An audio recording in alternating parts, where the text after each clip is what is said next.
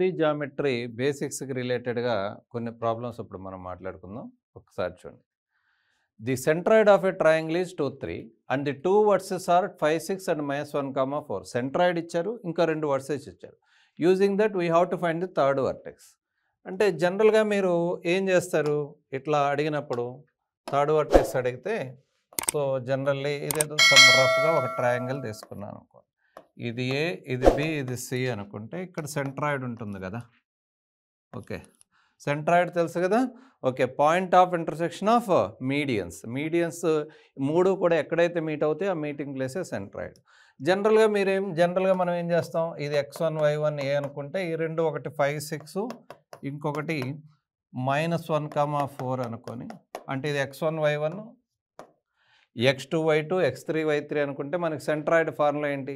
x1 + x2 + x3/3 y1 + y2 + y3/3 కదా. Okay, so దాన్ని మనం సెంట్రాయిడ్తో ఈక్వల్ చేసి x1 y1 మనం ఫైండ్ అవుట్ చేయొచ్చు. అది అట్లా వద్దు. You are preparing for competitive exam. మీరు ఎంసెట్ ఎగ్జామ్కి ప్రిపేర్ అవుతున్నారు కాబట్టి మీరు ఆ ఫార్ములా వేసి ఈక్వేట్ చేసి టైం వేస్ట్ అవుతుంది. అలా వద్దు. ఇప్పుడు నేను మీకు ఎక్స్ప్లెయిన్ చేయడానికి టైం తీసుకోవచ్చు, బట్ కొంచెం లాజికల్గా టైం ఎక్కువ వేస్ట్ కాకుండా చేయడానికి ట్రై చేద్దాం. ఇప్పుడు జనరల్లీ సెంట్రాయిడ్ అంటే ఏంటి? a + b + c/3 = ga కదా, అవునా? రైట్. అంటే a + b + c = 3g అనే కదా. అంటే మనకి ఏ కావాలి? ఏదో ఒకటి కావాలి. a = 3g - b - c అనే కదా. 3 × g. g అంటే పాయింట్ సెంట్రాయిడ్ ఏంటి? 2, 3. మైనస్ b పాయింట్ ఏంటి? b is nothing but 5, 6. c ఏంటి? c is nothing but -1, 4.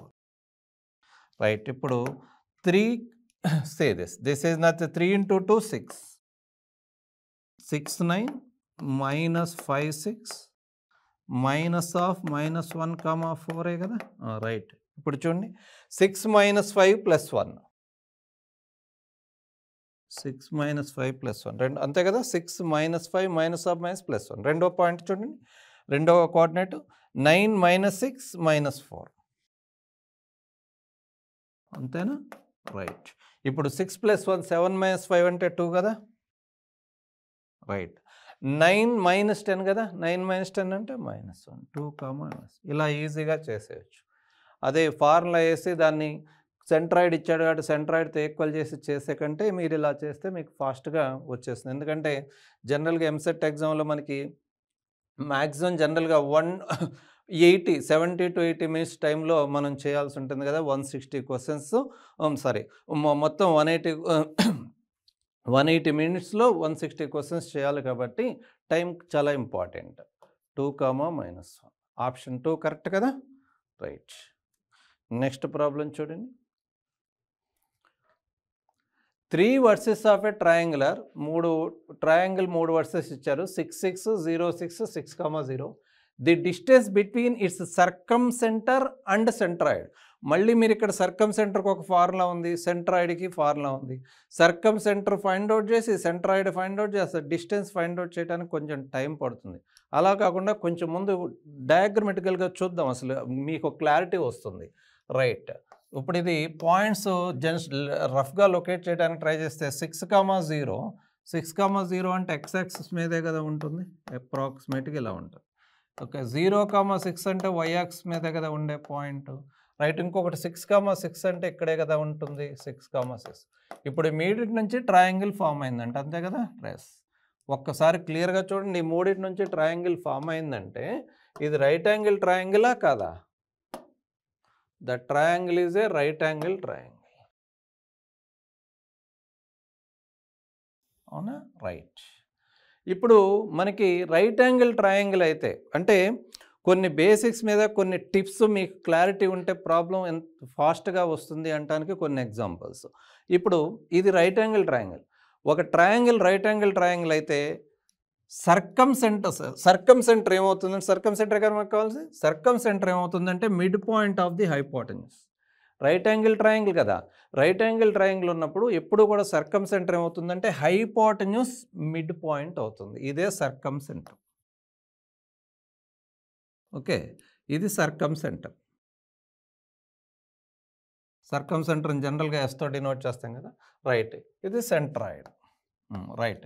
ఇంకోటి ఆర్థో సెంటర్ కూడా ఒక టెక్నిక్ ఉంది. రైట్ యాంగిల్ ట్రయాంగిల్ అయినప్పుడు ఆర్థో సెంటర్ ఏమవుతుందంటే ఎక్కడైతే రైట్ యాంగిల్ ఉంటుందో ఆ వర్టెక్సే ఆర్థో సెంటర్ అవుతుంది. అంటే ఇదే క్వశ్చన్ సర్కమ్ సెంటర్ ప్లేస్లో ఆర్థో సెంటర్ ఇచ్చినా కానీ ఎస్ ఇది 6,6 ఆర్థో సెంటర్ అయిపోతుంది. కానీ ఇక్కడ మనకి సర్కమ్ సెంటర్ కదా కావాలి. సర్కమ్ సెంటర్ ఎప్పుడు కూడా mid point of the hypotenuse. ఎప్పుడు? అన్ని కేసుల్లో కాదు, ఇచ్చిన ట్రయాంగిల్ రైట్ యాంగిల్ ట్రయాంగిల్ అయితే ఆ విషయం గుర్తుపెట్టుకోండి. ఎస్, ఇప్పుడు మనకి 3 వర్సెస్ ఉన్నాయి. ముందు నేను సెంట్రాయిడ్ అప్లై చేస్తాను. What is centroid?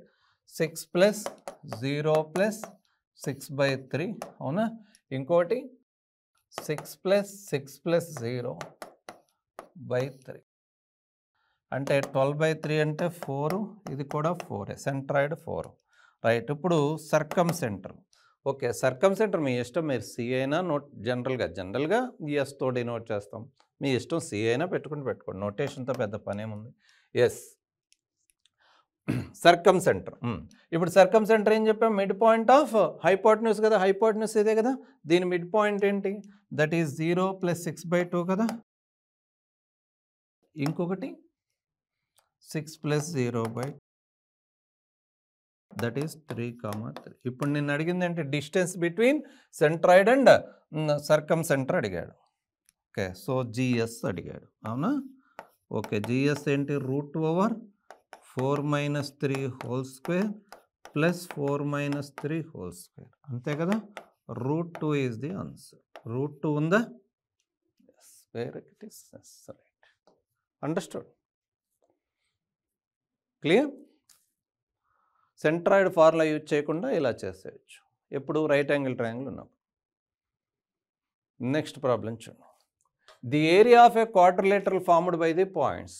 ఇక్కడ 4 పాయింట్స్ వచ్చినప్పుడు క్వాడ్రిలేటరల్ ఏరియా డైరెక్ట్గా మనం ఏదైనా చేసేయచ్చు. ఏదైనా ఫార్ములా ఉందంటే ఎస్. మనకి 4 క్వాడ్రంట్స్ ఇచ్చినప్పుడు, అంటే 3 క్వాడ్రంట్స్ ఇచ్చినప్పుడు ఏమో ఏరియా ఆఫ్ ట్రయాంగిల్ అడుగుతుంటాం కదా. 4 క్వాడ్రంట్స్ ఇచ్చినప్పుడు క్వాడ్రిలేటరల్ ఏరియాకి డైరెక్ట్గా ఫార్ములా, ఒక షార్ట్ కట్ ఫార్ములా మనం అప్లై చేసేయచ్చు. ఇప్పుడు మీకు అది డైరెక్ట్గా చెప్తాను. ఇప్పుడు for example x1 y1 x2 y2 4 points ఒక ఆర్డర్లో ఉన్నాయి. x3 y3 x4 y4. ఈ 4 పాయింట్స్ నుంచి ఫామ్ అయ్యే క్వాడ్రిలేటరల్ ఏరియా కావాలనుకోండి, ఏరియా ఆఫ్ క్వాడ్రిలేటర్ అదే ఆర్డర్లో తీసుకోవాలి. అంటే x1 y1 x2 y2 x3 y3 అంటే సేమ్ ఆర్డర్లో కనుక మనం తీసుకుంటే area of quadrilateral formula ½ into modulus of determinant. ముందు డిటర్మినెంట్ చేసి, ఒకవేళ డిటర్మినెంట్ చేసినప్పుడు మనకి నెగిటివ్ కూడా రావచ్చు. ఎందుకు మాడ్యులస్ అంటే ఏరియా నెగిటివ్లో ఉండదు కదా. డిటర్మినెంట్ ఆఫ్ అదేంటంటే x1 - x3 y1 - y3. Okay, 2/2 matrix చేసేయచ్చు అనమాట. అదేవిధంగా x2 - x4 y2 - y4. లోపల ఉన్న మాడ్యులస్ ఏమో డిటర్మినెంట్. Okay, determinant of 2/2. బయట ఉన్న మాడ్యులస్ ఏంటంటే అది జనరల్గా మాడ్యులస్, అంటే నెగిటివ్ వస్తే పాజిటివ్గా మార్చడానికి ఏరియా కదా. ఇప్పుడు డైరెక్ట్గా ఫార్ములా అప్లై చేద్దాం. ఇక్కడ మనకి x1 y1 ప్లేస్లో ఏముంది? ఇది x1 y1 అనుకోండి, అంతే కదా. ఆర్డర్లో అదే ఆర్డర్లో తీసుకోండి. x2 y2 అనుకోండి, x3 y3 అనుకోండి, దిస్ ఈజ్ x4 y4 అనుకోండి. That is determinant of x1 - x3 అంటే ఇదే కదా. x1 to x3 gap 1 minus of minus అంటే +2, 1 + 2 3. Next y1 - y3, so 2 - 4 -2. Okay, next x2 - x4, x2 - x4 means 2 - 0 2, అంతేనా? Mistake ఏం లేదు. 2 - 0 2. Yes, y2 - y4, so -3 -5 -8. That is nothing but ½ into modulus of, okay, -28 + 4, అంతే, sorry -24 plus. So ½ into modulus of -20 అంటే modulus నుంచి బయటకు వస్తే positive అయిపోతుంది కదా. 20/2 10 స్క్వేర్ యూనిట్స్ అంటే బెస్ట్, ఎందుకంటే ఏరియా కదా. స్క్వేర్ యూనిట్స్ 10 ఉందా? Yes, area clear. ఓకే, ఈ ప్రాబ్లం చూడండి. Capital A 5, -4 and B is equal to 7, 6 are points in a plane. ప్లేన్లో 2 పాయింట్స్ ఉన్నాయంట. Then the locus of all points in a plane such that PA is to PB is equal to 2:3. అంటే జనరల్గా ఒక procedure ఏంటది, PA is to PB తీసుకుంటాం. అంటే PA is to PB అంటే PA by PB is equal to 2/3 అని రాసుకోవటం ఒక పద్ధతి. PA by PB is equal 2/3 అంటే జనరల్లీ ఏంటి, దట్ ఈజ్ ఆ పీని ఎక్స్ అనుకుంటే నేను ఎక్స్ మైనస్ ఏ ప్లేస్లో x-5 అవునా, ప్లస్ x-5 ప్లస్ y+4 అంతే కదా పిఏ అంటే y+4 బై డినామినేటర్ ఏంటి, that is nothing but x-7 plus y-6 is equal to 2/3.